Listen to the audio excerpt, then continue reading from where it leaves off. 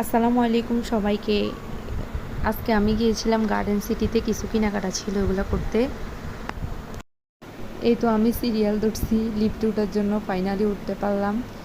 মানে পুরো একটা রোজার মাস গেছে, তারপরে মানুষের মনে হয় কেনাকাটাই শেষ হয় নাই। এত মানুষ কোথায় থেকে যে আসে আল্লাহ জানে। পরে এটা একটা দোকানে গেলাম, কিছু টু পিস দেখলাম। মানে জামাগুলোর দাম ছিল খুব কম, তারপরে ওনারা প্রাইসটা বেশি বলতেছে।